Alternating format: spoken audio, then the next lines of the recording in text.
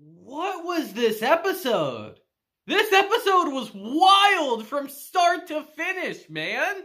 What just happened? Alright, welcome back to the channel, guys. We're going to talk about Trigun Stampede episode 3 today, but this episode was crazy. I have questions after watching this episode.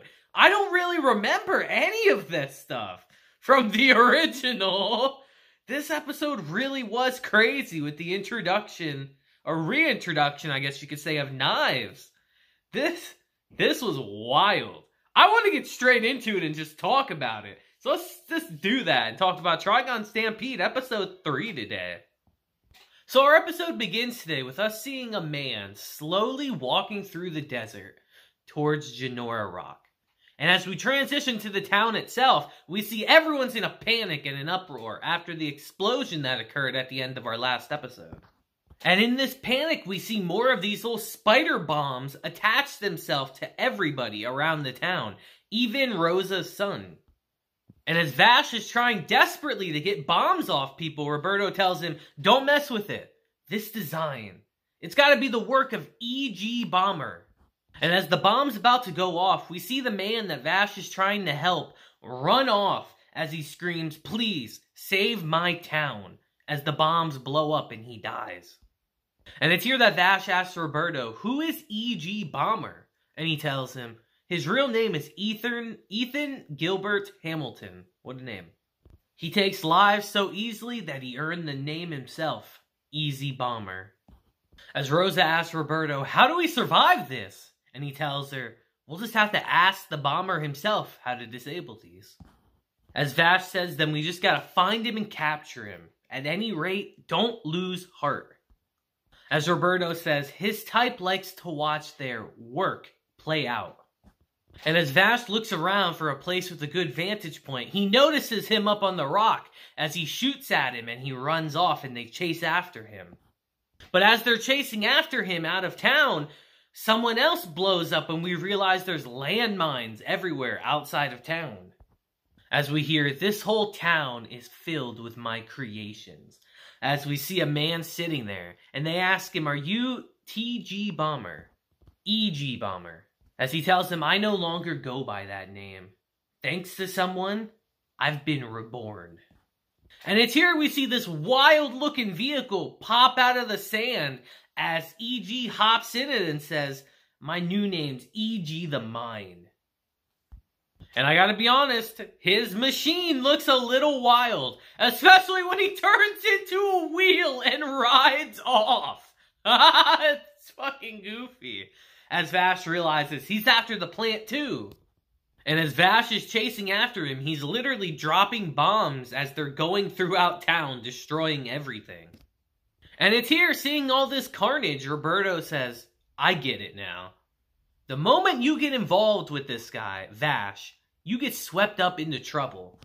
The Humanoid Typhoon's a fitting name. As he tells Meryl, alright, don't get too close to me. Unless your idea of a good time is suicide with a drunk. As we see, he's got a bomb on his back.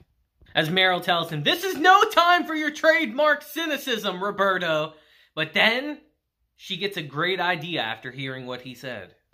And it's here we transition to Vash as he's heading into where the plant is, as we see that E.G. Bomber already has the plant in his possession. And as Vash shoots the 2 bombs out of the air that he shoots at him, he jumps on the cage as E.G. makes a bolt out of there with Vash in tow. As Vash tries to tell him, if it's the plant that you want, then your business here is done. Disable the bombs now.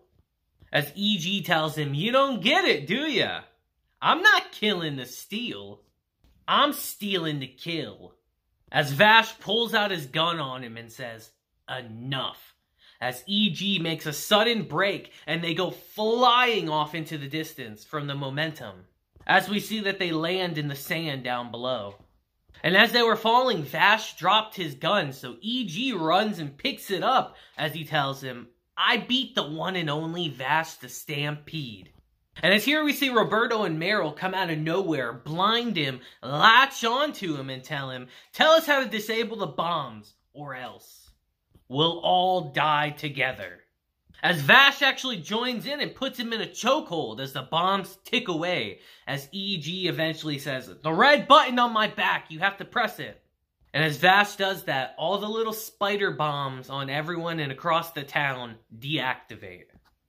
But it's here the problem's not exactly solved yet, as Father Nebraska points his RPG and says, "You killed my son!" Which he technically did. And as Vash jumps in the way, Nebraska says, "Move, Vash! You'd protect this scoundrel?" As Nebraska asks him a question we're going to hear a lot this episode. Whose side are you on? But it's here all of a sudden. Vash just hears a certain song playing, and he flips out. As Vash says, "Run. Everyone run! Get outside of town now!" And it's here in the process, EG uses this chance to escape them, as Vash tells everyone, "You gotta get out of here now," as they all run off to go do what they need to do. And it's here as we see EG run into the saloon. He says, "You grace me with your presence," as we see a man playing the piano. As all of a sudden, we see blood gush everywhere, as we see EG's arms literally get blown off. It's kind of wild. And as we see EG fall over dead, we hear Knives ask, "Have you ever desired to converse with a god?" Vash, as we see Vash is there with his gun, as he tells him, "It's been so long." "I see you still have that gun," as Vash asks him, "Why are you here?" "Is it the plant?" as Knives tells him, "I'm taking it back. It belongs to me. Or rather, it belongs to us." As Vash tells him, "I'm not going to let you take it. It's the thing that's keeping the people of this town alive." As Knives says, "You won't let me. Whose side are you on?" As he tells Vash, "It must feel so nice. All those flashy moves to save those people. Earning their thanks. A cure for your loneliness, perhaps?" As Vash tells him, "You haven't changed at all." But Knives says the same could be said of you, as he touches the barrel of Vash's gun, seemingly affecting it with something. As we see that Vash is put into this sort of trance, as Knives says, "You can't even control your gait yet." But it's here we transition to Father Nebraska, as he eventually catches up to Knives, who just left Vash, as he says, "Are you the boss?" As he shoots his RPG at him, but then when he runs up there, he's nowhere to be seen. And it's here in his panic, Nebraska doesn't sense him behind him, as we just hear, "Run, Nebraska!" As we see Father Nebraska's arm get sent flying as he falls down the stairs. As Vash demands for Knives to stop this. But he keeps on walking. And it's here as we transition out of town, we see the arrival of even more people and what appears to be a giant robot gorilla. Very random, but okay. As we see a man and what appears to be a little girl standing with him. And as we transition back to Knives, we see Rosa catches up to him as she says, "You're not taking our plant." But while this is happening, we see the gorilla climb up to where they are, as we see it's carrying this man and child again. As the man says, "You should step aside, ma'am." As we hear Knives say, "You decided to show up, doctor. Good timing. Go and recover the other plant." And it's here we see Rosa and her people start opening fire on Knives. But he ends up grabbing one of the women, dragging her to him, and tears her apart. And as he grabs the other woman, Rosa desperately tries to hold on to her to save her, as he cuts her up, and Rosa's literally left with her arm in her hands. And it's here we see what appears to be these tentacle things appear out of the smoke and go towards the plant, as Knives says, "There you are." As we see this man pulls himself into the air like he's freaking Dr. Octopus from Spider-Man.